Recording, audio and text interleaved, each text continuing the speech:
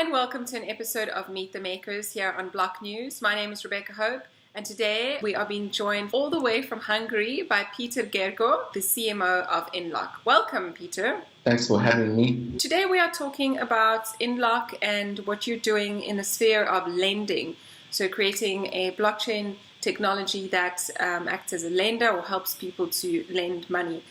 Could you explain more to us where this whole concept came from? What is the story behind this project?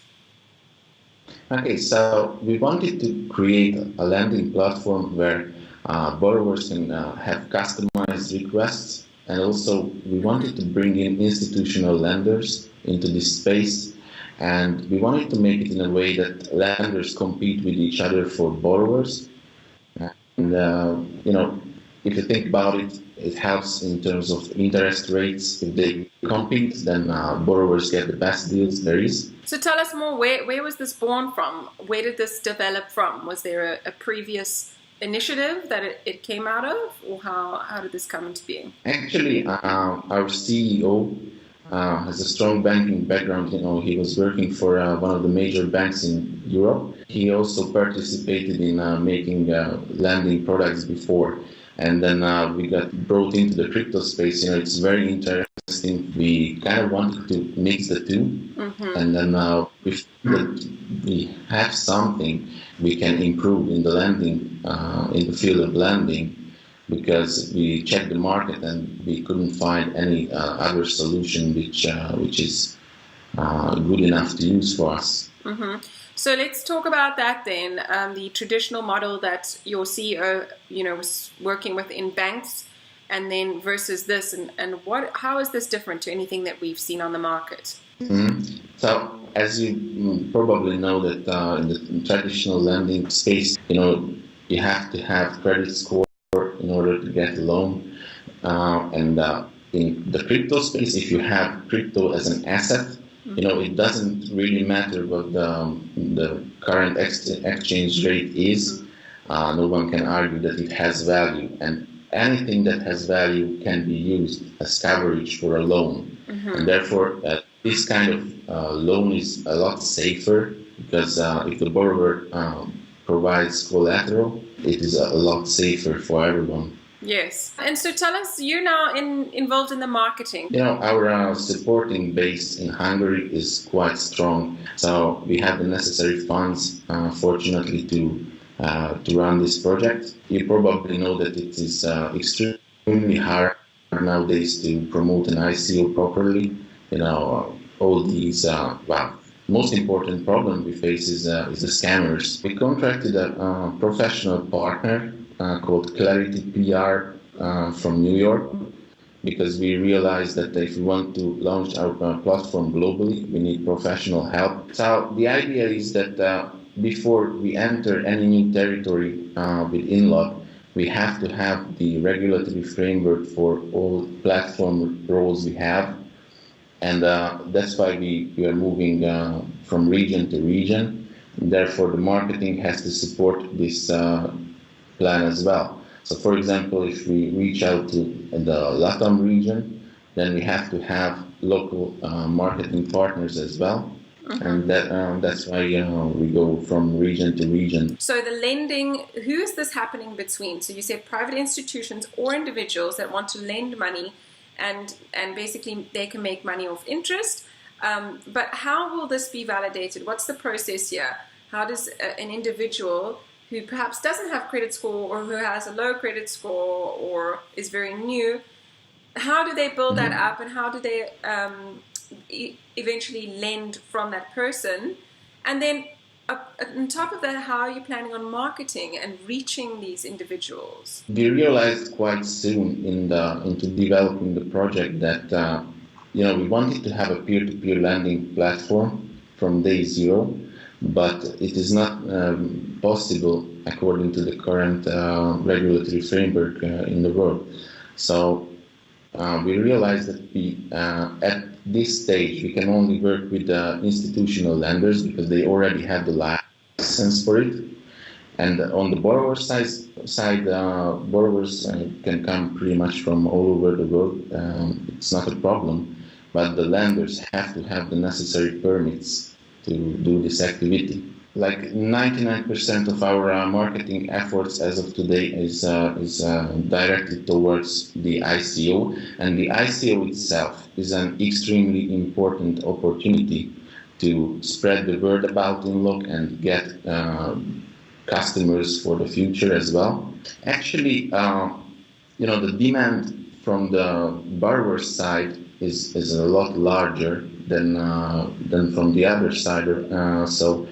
There are already lending platforms in this space, and the demand is huge. So basically, if you launch a platform, it's not going to be a problem at all to get customers. The lending platforms that are already operating, they reach their liquidity limit pretty soon, and after that, they cannot give out loans anymore. Tell us more about the actual token then. Okay, so we have an ERC20 token. It's called ILK. It is an inseparable part from the platform itself because it is important, and I want to highlight this fact that we do not take part in the interest side of things. So this platform is actually an intermediary between the lender and the borrower side, and users of the platform pay all fees in ILK tokens. But the actual agreement is between the lender and the borrower, and we don't take any part in the interest part of the deal. Okay. So would you like to tell us more about how that ecosystem is going to work then? Is it essentially that they would lend using tokens? No, absolutely not. It's, our idea is to have a proper lending platform that enables cryptocurrency holders to get fiat liquidity without selling the crypto. That's the idea. Because long-term holders want to preserve their crypto at all costs. And especially during these times when the exchange rate is very low, it doesn't make sense to sell cryptos now. But what you can do is to place it as collateral, and you can get a loan with low interest rates. And the only way we can provide low interest rates is if we bring in institutional lenders with basically limitless liquidity, and then get them compete on the platform for borrowers. So the process works like this: that the borrower places its lending request, and then lenders are able to see these requests, and it's up to the lender if they want to fund this request or not. I see. So, I mean, it's an open economy then. They can decide, and they've got some information where they can make a conscious judgment, and yes. And it's on them, but you don't really act as an intermediary, or do you? You don't take any responsibility for any of the lending, right? You're just kind of a network. No, we do not take part in fiat money transfer at all. Okay. We do is that we enable borrowers to get the best lending offers there is. Right. So what we are doing is that we collect all those lenders and enabling them to provide their loan offers for borrowers as well. And what we do is that we record these agreements in smart contracts, and therefore it's immutable, and it's impossible to manipulate by any parties. So in this regard, we are intermediaries for these dealings. Okay, interesting. So how do you see this transforming the market? Basically, when we inspected the landscape lending platforms, we found that either they do peer-to-peer lending, which is considered, it's a great area, but it's mostly illegal in the world, so that is a no-go for us at all. And then there are other institutes which already completed their ICO, they got the funds and everything, and they use that, the majority of those funds to lend out. But if that is gone, what can they do? And this is a problem.